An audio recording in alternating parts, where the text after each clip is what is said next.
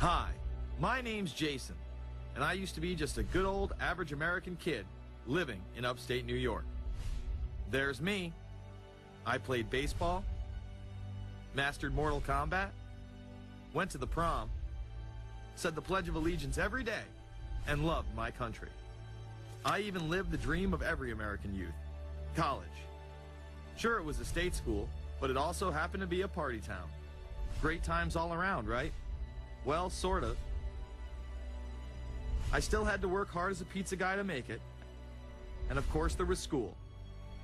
I had to figure out the computer graphics programs I was working with, as well as attend classes I didn't care about.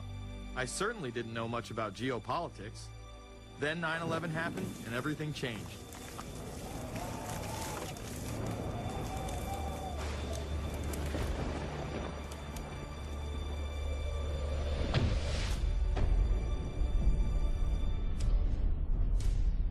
I was pissed. How dare the Muslim extremists massacre all those people? But was it all true? Prior to the invasion of Iraq, something didn't seem right. I then did a startling thing. I actually took a look at what happened that terrible September day. What I found horrified and angered me to such an extent that I took action. We were lied to, and lied to big time. Before I knew it, I went from a normal college student to the political guy at the party to one of the guys that brought you the first internet blockbuster, Loose Change. The film would not only change my life, but countless others as well. So if you've ever seen Loose Change, the documentary about September 11th, conspiracy theorist documentary, it is riveting. Oh, like, you watch it, and by the end, not even the end, 10 minutes in, you're like... You got your car packed, your head... You're just like, oh my God, it's all true. So every place, there's questions coming from this documentary. And you don't have to believe everything in the documentary to still have questions come up. And you look back and you remember what you saw and what you were told, and now you have questions. We got the boogeyman out there.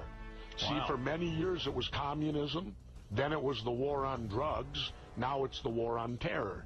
All through our life, we've had to have a boogeyman.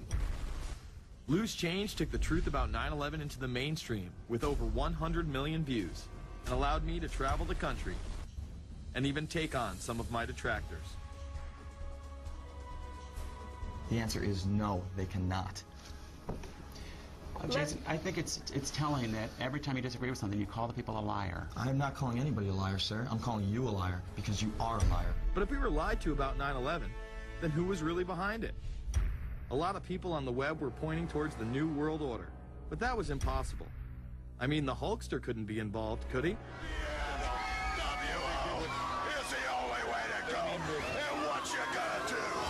So I set out to find out if a New World Order really existed.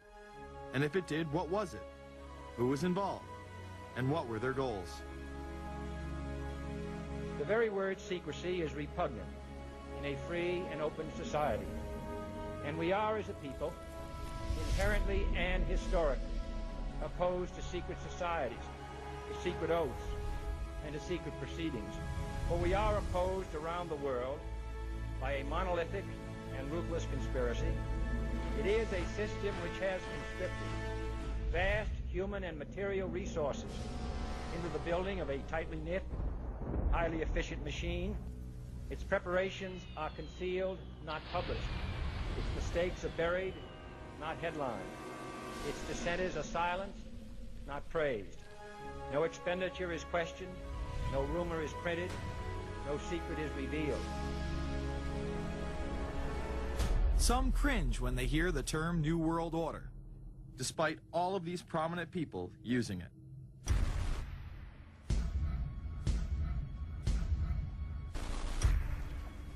The world that maybe some people dreamt of at that conference back in Bournemouth, when it looked as if maybe history would end, that liberal democracy would triumph, that free market economics would slowly progress, and we'd have a new world order.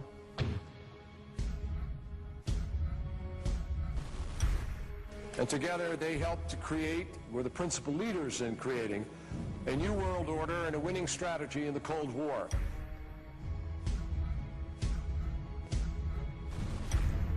We are part of a new world order. And as the recently departed Admiral William J. Crowe once said, it's long on new and it's short on order.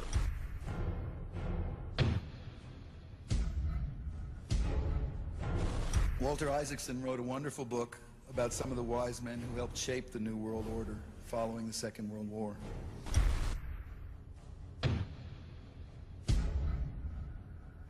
As we devise a way forward in Iraq, I urge the international community to embrace its responsibility for creating that new world order. A new world order based upon collective action.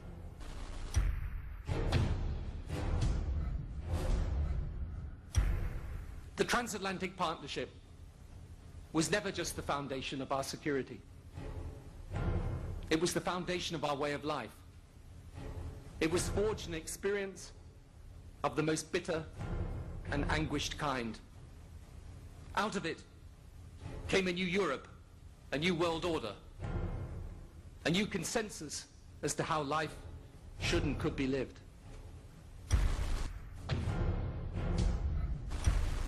And just like that, it was gone. It was a new world order. That's what President George H. Bush said. Harvard historian Francis Fukuyama pronounced the end of history. In fact, when it is used, that person is often dismissed out of hand because of the perception that it is nothing more than a conspiracy theory. Actually, the idea of global governance and a one world order has been around for centuries, and the term New World Order has been used frequently in recent history. The New World Order means different things to different people, but to those who expect to be in control of it, it means the same thing. It means all the world under their control. They believe that somebody must rule. After all, people are too darn dumb to know how to rule themselves. They figured that that's their role. The first in-depth publication of note was Samuel Zane Batten's work, The New World Order, which was published in 1919. Under the cloak of Christianity, this order speaks of a new world rising and advocates social control over all people and all resources. It promotes a world federation with a world parliament, an international court, and a global police force. Some of its goals are as follows. Community. The danger and loss in crime and degeneracy. The determination to make community life safe, sanitary, wholesome, and moral. Industrial. The disappearance of class distinctions and the solidarity of all interests in the economic process. National. The conception of the nation's welfare as the supreme concern, with the policy that everything shall contribute to this end, and every person must do some useful work. International. The creation of an international mind, with a world consciousness and a world patriotism. The destruction of every arbitrary power that can separately and of its single choice disturb the peace of the world. Well, government is good, right? It put an end to war. Well, it could put an end to war because you just only have one dictator. I think Adolf Hitler had that in mind. He wanted a world government too, with himself as the master leader. Many have regarded Hitler as the apex of evil, a true heart of darkness. But how many people know that Hitler had his own vision of a new world order? Hitler had been promoted by the establishment. He graced the cover of Time magazine many times and was their Man of the Year twice. His vision was simple: unify Europe and then the world. The only real difference was that his order was racially motivated, instead of being based solely on religion. He even wrote a lesser-known follow-up to Mein Kampf in 1928 that many have dubbed My Order, or New World Order. President Roosevelt would condemn this order prior to World War II. Nazi forces openly seek to establish systems of government based on the regimentation of all human beings by a handful of individual rulers who seize power by force. Yes, these men and their hypnotized followers call this a new order. It is not new, and it is not order. The idea of globalization was so prominent in Nazi ideology that the 1936 Berlin Games would be the first time that the Olympic rings would be displayed prominently and promoted in order to glorify the Third Reich. This symbol represents the 5 major regions of the world: Africa, America, Asia, Europe, and Oceania, interlocking and coming together as one. This one world philosophy still defines the Olympic Games today. Australia, hello and welcome. One world, one dream. Hitler's methods of youth corps, concentration camps, eugenics, and military aggression were so visible to the rest of the world, he eventually failed. However, his vision of a new world order lived on. Author H.G. Wells, the man behind The Time Machine and War of the Worlds, would write about a planned world state in which there must be a common faith and law for mankind. In 1939, he would publish a full book on the matter called The New World Order. Wells again has a similar vision, stating that national individualism has to go and that sovereign states must end. He then goes on to write, in the great struggle to evoke westernized world socialism, contemporary governments may vanish. Perhaps his most chilling prediction is that countless people will hate the New World Order, be rendered unhappy by frustration and their passions and ambitions through its advent, and will die protesting against it. Many of them quite gallant and graceful-looking people. Collectivism is that concept where individuals are considered to be discardable, and that the group is more important, and that the ultimate group, of course, is the state. And so it boils down eventually to the fact that the state is the all-important unit of society, and citizens exist only to serve the state. Other men of prominence would also promote a New World Order during the 1960s, including industrialist and former New York Governor Nelson Rockefeller. These are some of the reasons pressing us to lead vigorously towards the true building of a New World Order. Rockefeller would also become vice president under Gerald Ford. Religious leader Pope Paul VI, delegates to international organizations, public officials, gentlemen of the press, teachers and educators, all of you must realize that you have your part to play in the construction of a new world order. As well as former President Richard Nixon. And the hope that each of us has to build a new world order. However, Nixon was largely a mouthpiece for his most dominant advisor, Secretary of State Henry Kissinger.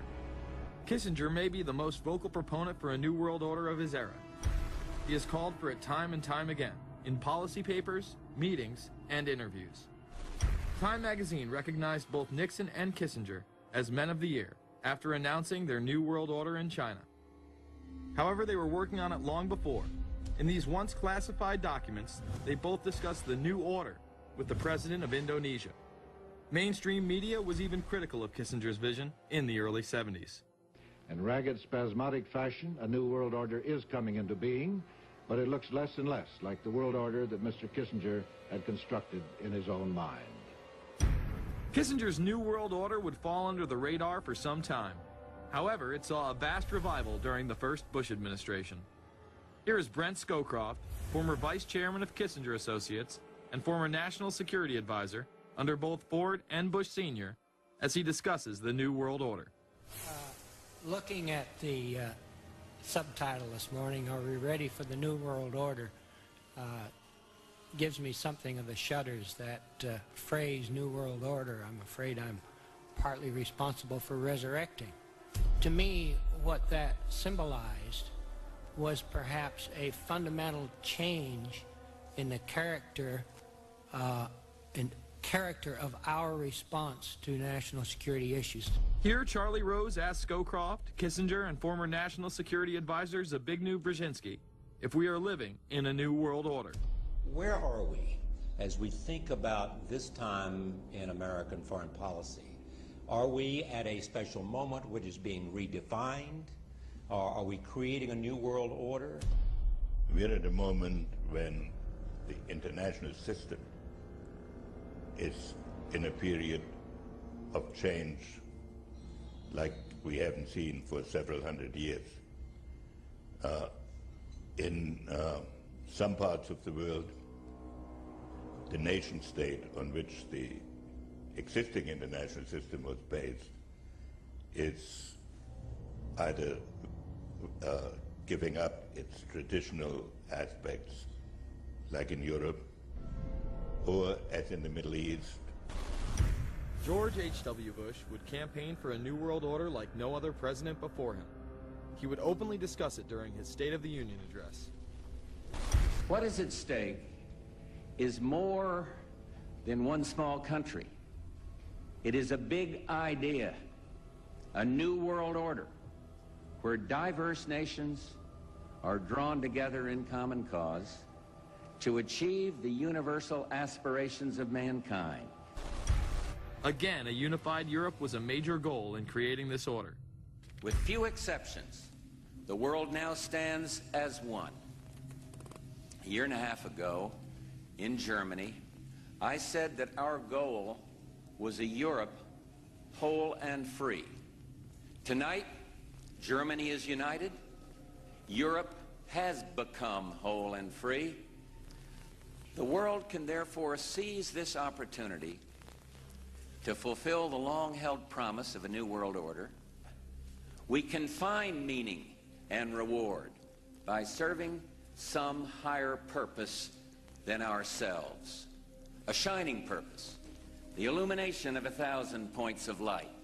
Bush Sr. and his administration would tour and promote this agenda across the board at any given opportunity. The President has spoken often of a new world order. And we have an unprecedented opportunity to build a new era of peace and prosperity here and abroad, to build a new world order. It's my understanding, I think, that the President, and I don't know the context of how it came up in his speech last night in New York, said that China must be a part of the new world order. I guess I would like to ask you how you envision China fitting into the new world order. It is a country that we are going to have relationships with by virtue of its geopolitical importance. American officials say breaking down regional and national barriers to the flow of goods and services would represent a spectacular benefit to economies around the world. We are building a new world order. Bush would actually make a commencement address at Maxwell Air Force Base declaring the birth of this order. And that's why I wanted to speak to you today about the new world taking shape around us, about the prospects for a new world order now within our reach. In the coming weeks, I'll be talking in some detail about the possibility of a new world order emerging after the Cold War. But today, I want to discuss another aspect of that order. You see, as the Cold War drew to an end, we saw the possibilities of a new order in which nations work together.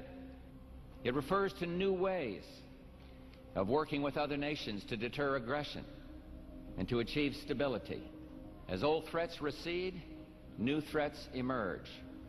The quest for the new world order is in part a challenge to keep the dangers of disorder at bay. We must build on the successes of Desert Storm to give new shape and momentum to this new world order. Only when this transformation is complete will we be able to take full measure of the opportunities presented by this new and involving world order. The new world order really is a tool for addressing a new world of possibilities. This order gains its mission and shape not just from shared interests, but from shared ideals. After the Gulf War had ended, Bush was so obsessed with the idea of a new world order that he had a series of Glocks imprinted with the term that he would give to members of his administration, including Colin Powell, Brent Scowcroft, Dick Cheney, and General Norman Schwarzkopf. Cheney would even approve policy papers regarding the New World Order. Defense Secretary Dick Cheney has approved a revised draft of a policy document on the New World Order. The Pentagon is backing off a controversial earlier draft and has abandoned a one superpower strategy. The final document puts more emphasis on international alliances and organizations. This would become an unprecedented time period for people all over the globe to discuss at length what the New World Order meant to them. People within the media, Does anybody want to talk about the New World Order? Is there a New World Order out there, or is this a vision that exists in the... Yeah, it does have its vision, there's no doubt about that. But does that exist in the president's mind, or does it exist out there in reality? This president sees this episode as the first test case, as the first example for the New World Order he is trying to organize. Some people have called it the New World Disorder, and there's a lot of truth to that.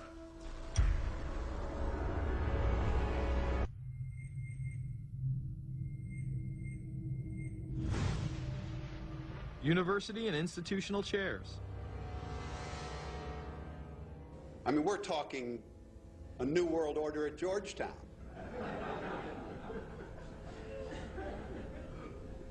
And we'd like to be very much a part of it and continue to live. This is a world that is likely to be dominated in the near future, and perhaps longer, by the Gulf War and the New World Order, which is the buzzword of the moment. So the secret of a New World Order, and at this point it's just a slogan, but it does have some historical background in terms that orders have succeeded each other over time. The secret of this is to learn how to use coalitions. We are effective in the United Nations. People within government.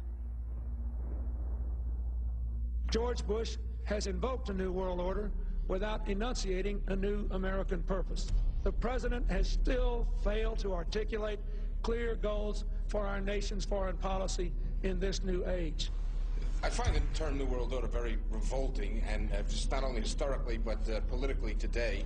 I think Harding is absolutely right, and the actions of the administration just after enunciation of the New World Order put the lie to the fact there is any real substance behind what they say as New World Order. The first act of the New World Order was A, to make war, and then B, was to sell arms all over again. Is there a New World Order? We know certainly that George Bush has copyrighted the term at this point. In the aftermath of this war, though, is it an empty vessel into which something will be poured? Is it the appropriate term to use? Is it going to be a New World Order, or will disorder be just as significant in this process as we look ahead? Let's start with Madeline. I think that we have, in fact, kind of had this term thrown at us, and many of us have not liked it, partially because of the previous historical connotation, and partially because I think it doesn't really deal with the way the world ought to be or is at the moment.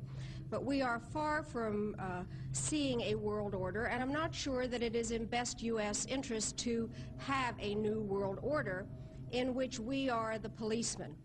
While many began to become critical of this order, the term began to evaporate into the background.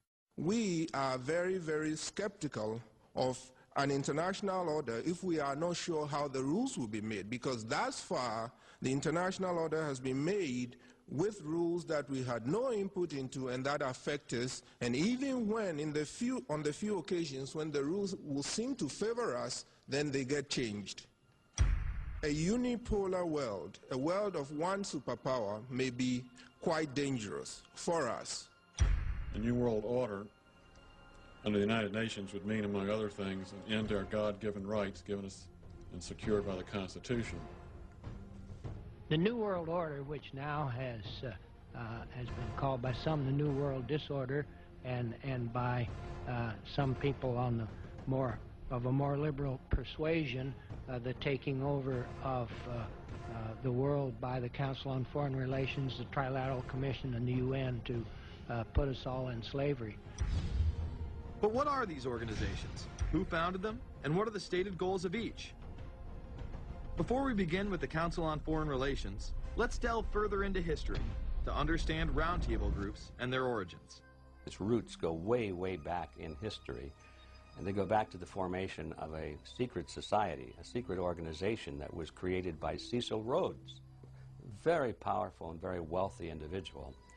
And people have heard about him in history, and they know about the Rhodes Scholarship, and they think, well, isn't that nice? But they don't understand at all what that's all about. Cecil Rhodes, when he died, left his great fortune not to his family, not to his heirs, but for the creation of a secret society. And we know about this because there were some people very intimately involved with this organization who wrote about it. One of the best authors on this topic is Professor Carroll Quigley. He wrote several books, and Tragedy and Hope is the best known of his. He described in detail the secret organization created by Cecil Rhodes, and he explains in these books he knows about them because he was invited by the organization into its inner circle. He was never a member of it, but he was invited in as their historian, and he was allowed to see their secret records and papers and study them for several years. And he knew all the important players, and he understood what it was about, and so he wrote these books. It's an amazing thing because he laid out in great detail what the purpose of the organization was and how they were the major players in all of the big international events since and including World War I. The bottom line is that you take the roots of that organization and you find out that they created in all of the British dependencies what they call roundtable groups. And then around those little roundtable groups, they created front groups. And the purpose of these front groups and roundtable groups was to penetrate into the governments of all of these different countries, to penetrate into the media centers, to penetrate into the educational systems. In other words, to penetrate into the social fabric, the power centers of society, and literally take them over from the inside without anybody being aware that they were controlling influence. After World War I, the International League of Nations arose as a precursor to the United Nations in 1919, under what seemed to be the vision of President Woodrow Wilson and his 14 points. The League of Nations was the first attempt at the New World Order, the first attempt at a global government based on the model of collectivism. And it was the brainchild of the elitists, the ancestors of the very people who are still working on this project. They're collectivists, the very wealthy people. They're the ones in this country who dominated the powerful tax-exempt foundations, like the Carnegie Endowment Fund for International Peace, the Rockefeller Funds, the Ford Foundation, and groups like that. These people were on record, even way back then, that they had to have a new world government, and they dreamed of that being embodied in the League of Nations. And they were solidly behind it. And that was one of the reasons those people encouraged the United States into World War I, was because of the crisis of World War I, and that would also condition Americans to thinking of making big changes in their system, because we certainly don't want another war like that, do we? There's that fear angle again. And they thought, well, by being in World War I, then we would be a major participant at the table to carve up the world and create a new world government. And that was to be the League of Nations. Well, what happened to it is that the American people didn't really go for it. Wilson was aware of the elite and their control over society. In his book, The New Freedom, published in 1913, he discussed such a group. Since I entered politics, I have chiefly had men's views confided to me privately. Some of the biggest men in the United States, in the field of commerce and manufacture, are afraid of something. They know that there is a power somewhere so organized, so subtle, so watchful, so interlocked, so complete, so pervasive, that they better not speak above their breath when they speak in condemnation of it. Ultimately, this insight did not spare him from becoming yet another puppet of the global elite. You're watching Invisible Empire, A New World Order Defined. I'm Alex Jones, the producer of this film. I have produced 5 of the top 10 films in internet history, whether it's Loose Change Final Cut, Endgame, The Obama Deception, or Fall of the Republic. Yes, we've made informative, well-documented films, but the real credit for the success of these documentaries lies with you, the viewers. My friends, Invisible Empire is so important for people that need a crash course in the history of the ruling class and what this establishment is setting up. Please support the filmmakers so we can make future documentaries. Visit Infowars.com. Purchase the high-quality hard case DVD that has over 30 minutes of expanded extras. Make copies of that because it's the best quality available. Give it to everyone you know. Have public showings, whether it's the library, a local theater, or your home. Get it out to everyone you know. Get a PrisonPlanet.tv membership. Download all my films in high quality. Burn them to disk and give them to everyone in your community.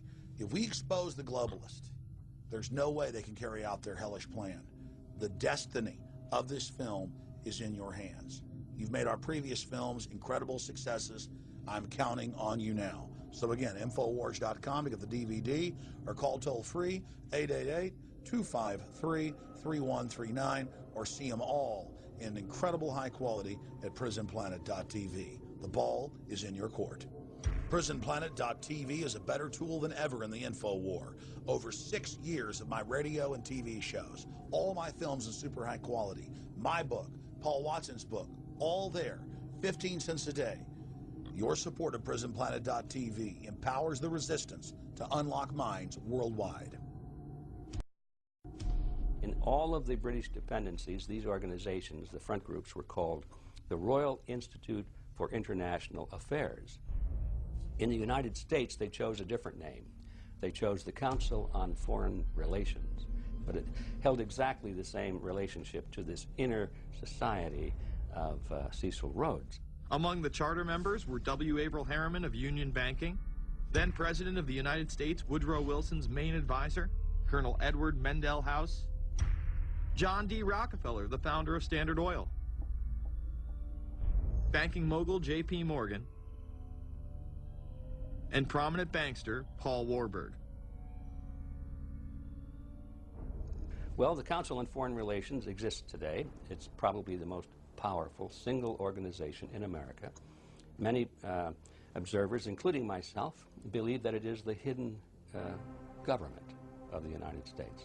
These people are not elected to office, and most Americans don't even know who they are. But they are holding all of the important positions in society. There are only about 4,000 of them in the United States, but I don't care what organization you want to look at, whether it's government, or whether it's universities, or the large media centers, or whatever it is. You look at the people at the tops of those organizations, the owners, the managers, the CEOs, the board of directors, and I'm going to say probably 80 to 90% of the great power centers of America are dominated by just those 4,000 people who are members of the Council on Foreign Relations. Throughout its history, it would contain extremely influential and powerful individuals in finance, business, media, and politics. Former presidents of the United States include Richard Nixon, Gerald Ford, Jimmy Carter, and William Jefferson Clinton. Currently, Barack Obama claims not to be a member, but has spoken in front of the Council and has had his writings published in the Council's magazine, Foreign Affairs. It's been reported that you and your wife are in the globalist CFR, which is a Council on Foreign Relations. I'd like to know if that is true. Well, first of all, I'm not... the Council on Foreign Relations, I don't know if I'm an official member. I've spoken there before. It basically is just a forum where a bunch of people talk about foreign policy. And so there's nothing, there's no official membership. I don't have a card or, you know, a special handshake or anything like that. Now, why is that important? It's important because the avowed purpose of the Council on Foreign Relations is to create a new world order, a global government based on the model of collectivism. And that includes the elimination of the United States as a sovereign nation. That's why it's important. The people running this country are determined to destroy it. The Council was heavily criticized during the 1980s for being an organization hell-bent on destroying national sovereignty in favor of a world government. So many of its members hid their association with the organization. Dick Cheney had this to say in response to a question by David Rockefeller, who became the CFR's youngest director in 1949 and was chairman of the board from 1970 to 1985. He remains an honorary chairman to this day. It's good to be back at the Council on Foreign Relations. As Pete mentioned, I've been a member for a long time and was actually a director for some period of time. I never mentioned that when I was campaigning for re-election back home in Wyoming. Now, you are the president of the Council on Foreign Relations, all right? Yes, sir. You guys toy with countries of the world like toys, don't you? You're like the Illuminati, you're the Masons, you control everything, don't you? That's the rap on you guys. What's so interesting now, though, is who's on the chessboard. The toys, if you will, are a lot more than states. Notice that Mr. Haas does not deny that the CFR has massive control over the geopolitical arena, and instead tries to focus on the separate entities outside of nation-states.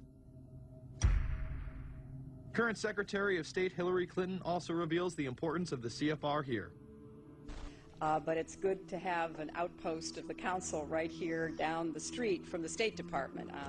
We get a lot of advice from the council, so this will mean I won't have this far to go to be told what we should be doing and how we should think about the future. You have these private groups that are run and created by the elite, by the ultra-rich, wealthy families that have been manipulating global markets from behind the scenes for generations. They create these private groups that then feed information to the government, to senators, to congressmen, their recommendations, their policy papers, what they think should happen. And it's fascinating because if you actually read what it is that they're doing, the recommendations that they make, they're very able to get them put in place. Discussions that are going on in these private groups are really talks that should be going on in Senate committees and in the halls of Congress, but they're happening with these ultra-elite groups that are then pushing their propaganda into the political mainstream, and then it's becoming enacted, it's becoming put into law.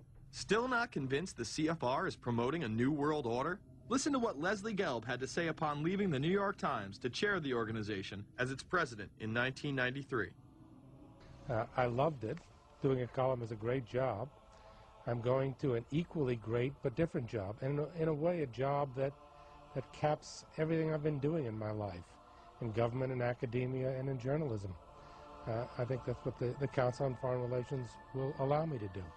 You know, for example, you had me and 3 or 4 other folks on this show a few months ago to talk about the New World Order, right? Exactly. Right? Bob I talk Hormats about and it, you, exactly. right. I talk about it all the time. New World Order wants a global system where one small central authority of individuals can then dictate a policy that's going to be distributed down to the rest of the world, everywhere, in the smallest little town in the middle of nowhere in some remote country. I now think it's safe to say that the Council is extremely influential on the world stage and openly promote global governance. The Council and the globalists were able to take this agenda to the next level following World War II. The United Nations was born out of the ashes of this conflict. Unlike the League of Nations, the United States not only joined this organization, they championed it. First book I wrote was The Fearful Master, a second look at the United Nations. It was written at a time when it was not popular to be critical of the UN. I mean, the United Nations was viewed by almost everybody as our last best hope for peace. It was a means, we were told, to bring humanity together and put an end to war and live in peace and harmony and promote trade and all of these good things. I wish it were any of those things, but it's not. The original charter for the United Nations was drafted in San Francisco in 1945, and the United States became a permanent member of the Security Council, along with France, the United Kingdom, the Soviet Union, and the Republic of China. The process by which other nations' belief systems could be used to erode and eviscerate our Constitution and Bill of Rights had taken a giant leap forward. The United Nations is one of the most well-known sort of globalization attempts. Its primary goal is to streamline all the governments of the world, to create a global council and to unify all the rules and all the regulations for the world. So it's essentially the precursor and an engine of this new world order. The United Nations is made up of all of the countries of the world, most of which are dictatorships of one kind or another. And you don't take a bunch of dictatorships and put them into a bag and shake it up and come out with a freedom-loving governmental unit. You come out with a global dictatorship. This was the public face of global governance. However, many other organizations have been birthed since. Even more suspect is a private group called the Trilateral Commission. David Rockefeller and Henry Kissinger are among its some 300 influential members. The Trilateral Commission, rich in powerful business and political leaders from Japan, Europe, and North America, the New York-based policy group was formed in 1973 by Chase Manhattan Bank Chairman David Rockefeller.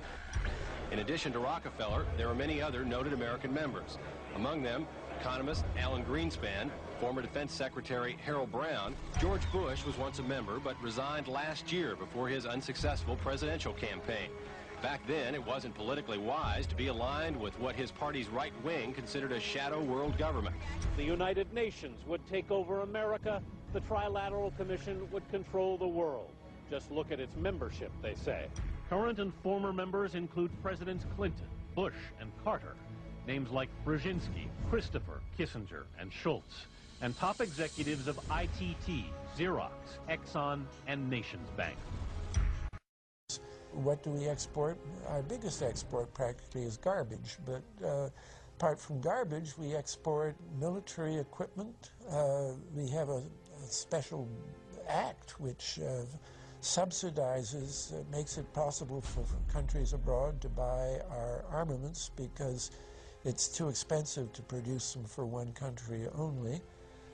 So we have become a very efficient military-industrial complex, but the civilian economy is only a ghost of what it used to be, and this has terrible consequences for democracy because it means that the power of this lobby is now sort of dominating what goes on in Washington. Through multinational corporations, global intelligence networks, out-of-control banksters, all under the veil of national security and black operations, the global elite have consolidated power on a massive scale over the last several decades. You see, global corporations not only fund and develop large technological and military projects here and abroad, they also own the consumer industry and production, as well as all of the important media. By owning the vast majority of what we hear and see on a daily basis, we have been manipulated on a mass scale as to regards to what we believe and desire, both socially and politically. Edward Bernays, the nephew of world-famous psychoanalyst Sigmund Freud, would study group dynamics and become the father of public relations. He authored the book Propaganda in 1928. In it, he described how to intelligently and consciously manipulate the habits and opinions of the masses within a democratic society. He went on to state that those who harness this unseen mechanism of society constitute an invisible government and are the true ruling power. It is they who pull the wires which control the public mind, who harness old social forces and contrive new ways to bind and guide the world. The average American is distracted, mindless, worried about minuscule things, celebrities, as if it was their own family members. And this is by design, because the powers that be, who own the media, know how our brains work. They know scientifically how the human mind functions. They know about sociology, and they are using the media, and have used the media for decades now, to entertain people with issues that don't really matter. When you have the big news networks covering celebrity issues as if it's the most important thing, it becomes the most important thing. And this is not by accident. This is to keep us out of the way. Because if you're worried about the latest celebrity death or the latest celebrity couple or the celebrity breakup or your sports team having a shot at the Super Bowl or the World Series, there's so much information about those issues that can be discussed that will mesmerize people, and they won't know or care about the real issues that are out there. Well, I think this is just one more piece of evidence of the degree to which the media, supposedly the watchdogs, has become the gatekeeper of the system. Mainstream media are, first of all, nearly all of them corporations, nearly all of them now publicly held, part of the whole Wall Street financial system that they're supposed to report about objectively, but they can't. They, right now, in October of 2009, they are celebrating the recovery of the biggest banks in New York and saying that the recession is over. Of course, there are a few problems, like foreclosures are going on, unemployment is rising. All of this is affecting the American people, but it's not affecting the financial elite who also control the media. Bernays successfully identified the invisible empire which controlled the minds of men. So as the populace is mesmerized and hypnotized by powerful behind-the-scenes forces, as they are distracted by the latest celebrity scandal, the newest cell phone, and their favorite sports team, this network disguises itself, remaining in the shadows. Despite the elite utilizing Bernays' methods, in conjunction with the military-industrial complex they had erected, a modern arm of this organization was exposed in what came to be known as the Iran-Contra scandal. Essentially, black operations were not only caught dealing arms illegally and supporting South American dictators, but also smuggling drugs into the United States. Iran-Contra was really the merging of two different programs. The first one was support for the Contras, who were, let's face it, a force of terrorists in Nicaragua trying to overthrow the Sandinista government. They were being secretly supported by the CIA, and at the bottom of the whole thing was drugs. Iran-Contra was openly exposed by massive network coverage.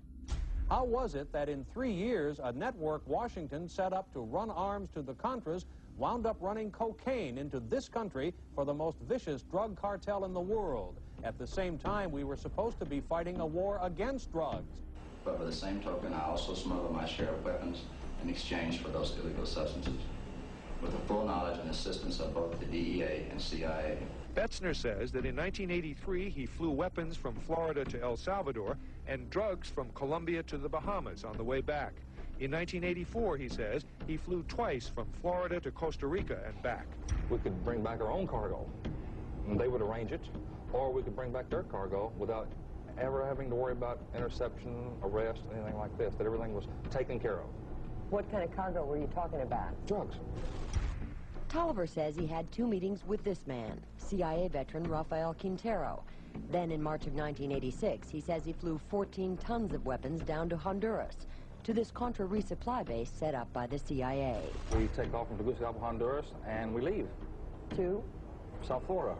Where in South Florida? We landed at Homestead. Homestead? Air Force Base. This is the plane Tolliver says he used. The plane traces to a company that had a State Department contract to fly humanitarian supplies to the Contras. In addition to that, 3 dozen sources confirm the basic scheme. We can now report that long before that operation began, there was another operation to provide guns for the Contras, which was also against the law. In this operation, Americans and Israelis provided arms to the Contras, and then the same network smuggled drugs into the United States.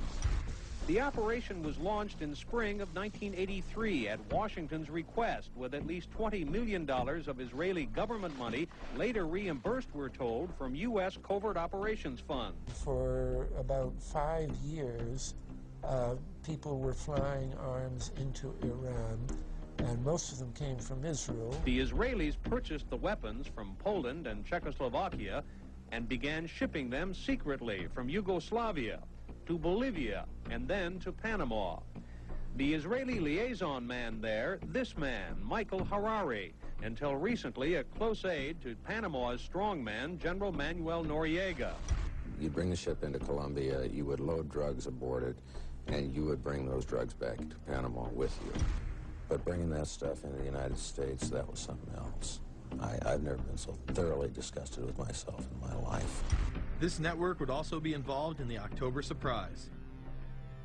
We really can't understand that unless we understand the so-called October surprise in the 1980 election, which is, I think, unquestionably Republicans, including William Casey, who later became Reagan's head of the CIA, negotiated with the Iranians for them not to release the hostages which were being held in Iran to Carter, but to wait until the Carter was defeated and the Republicans were in. That is what actually happened, that the hostages were only released on the day that Carter left office and Reagan came in. Unbelievably, this same network would even be linked to the BCCI banking scandal by journalist Danny Casolaro. Casolaro was probing a conspiracy he called the Octopus, which involved the Iranian hostage crisis, the Iran-Contra affair, with, believe it or not, all funds channeled through BCCI, the international bank charged with everything from money laundering to fraud. BCCI, it's a shadowy international bank linked to terrorists, drug runners, and dictators. Little was known about BCCI until 6 of its top officers were arrested in Tampa in October of 1988 on charges of laundering drug money for Colombian cocaine bosses.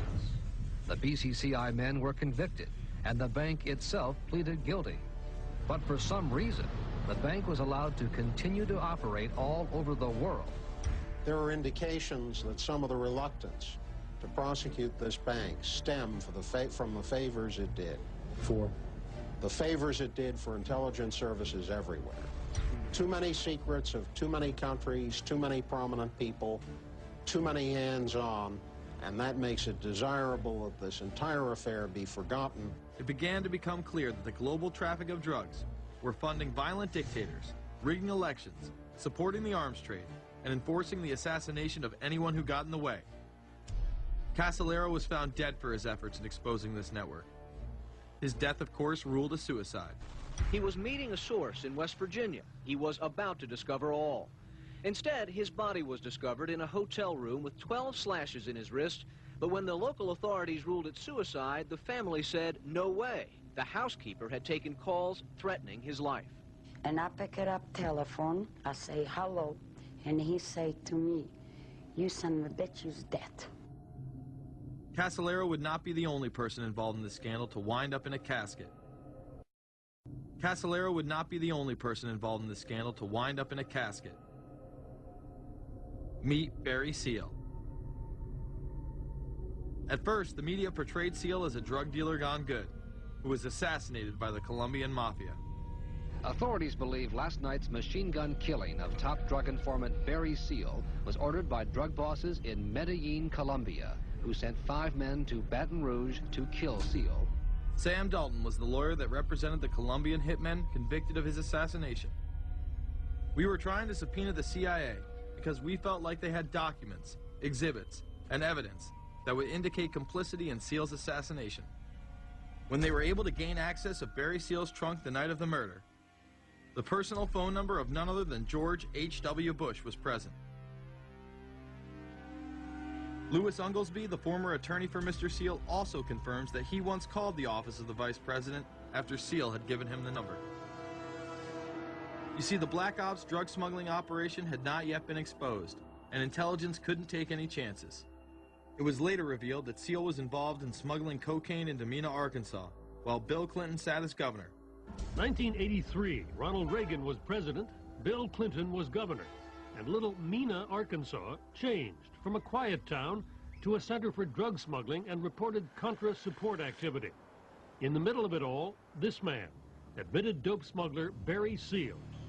Arkansas State Trooper Russell Welch investigated Seal's organization. Each trip would have 250 to 350 pounds of cocaine. According to the London Telegraph, Arkansas State Trooper Larry Patterson testified under oath that he and his officers discussed repeatedly in Clinton's presence the large quantities of drugs being flown into Mena Airport, large quantities of money, large quantities of guns. Hot Springs police officers would also record Roger Clinton, Bill's brother, during a cocaine transaction stating, "Gotta get some for my brother. He's got a nose like a vacuum cleaner." There was also a large amount of money laundering going on in Mena. Former IRS agent William Duncan traced some of Seal's drug profits laundered through Mena banks. We had direct testimony from people who were involved in the money laundering operation. We had testimony from people at banks who observed the transactions. What happened when you tried to make this case before a grand jury? I was never asked to present the evidence to a grand jury, ever. This very same network used BCCI to fund the Afghani rebels. The deputy director of the CIA, Richard Kerr, said late today that the CIA did use the Bank of Credit and Commerce International, BCCI, to support CIA activities overseas. Most people still believe that the Soviets had maliciously invaded Afghanistan in order to spread their communist agenda. Al-Qaeda was essentially a kind of a byproduct of Brzezinski's campaign to embarrass the Soviet Union in Afghanistan. They weren't in Afghanistan at that time. Brzezinski boasted later that he was responsible for drawing them into Afghanistan. And he did this extraordinary interview with le nouvel observateur in France, and they said, but aren't you worried that you've created this whole new force of Al-Qaeda? And he said, oh, what's more important, a few crazed Islamists or the fall of the Berlin Wall? And they said, but you know, is there no danger? Aren't they dangerous? And he said, nonsense. He said all this in 1998. So I knew Brzezinski at McGill University. We were students together and took very small classes together. And in some ways he's bright, and in some ways he's kind of nuts. And he had the kind of nuttiness that made him attractive to the Rockefellers. Bin Laden and his network were actually funded by BCCI through U.S. covert operations. Well, the reason I bring it up, if you've ever heard any of our call-in shows, you know that we have people that think about the conspiracy theories of people like you. You would be a poster child for these people because you have served on the board of the Council on Foreign Relations. You helped start the Trilateral Commission, and you've been to the Bilderberger Group. Are people too close in this world, people in business, too close to the governments? Well, you know, there is such a thing as insidious influence. And the question is, how does it operate? Does it involve bribery? And does it involve some sort of psychological domination of individuals? I don't believe in this notion of some sort of secret societies controlling people. But of course, in any political system, there are sort of over-the-table and under-the-table arrangements. Arrangements that involved ruthless, illegal, and immoral activities in order to dominate humanity. Despite all of the evidence that has just been presented, this network would fall down the memory hole, even though 14 convictions were made in the Iran-Contra scandal. The continued cover-up would be made possible by George H.W. Bush. These documents that came forward in the North trial clearly reveal the involvement of the Vice President to a greater degree, I think, than he has acknowledged heretofore. This, of course, did not stop him from pardoning those involved during the twilight of his presidency. Some new reverberations today to President Bush's Christmas Eve surprise, the pardoning of former Defense Secretary Caspar Weinberger and several others in connection with the Iran-Contra allegations. Well, now the special prosecutor says it's the president who needs to explain some things. The real issue is why the notes weren't produced 5 years ago when the congressional investigation and the independent counsel's investigation had requested them. Because high-level political officials scrambled to limit the investigation and establish plausible deniability for the upper echelons of the network, including Bush himself. So who is this guy, and how did he come to power?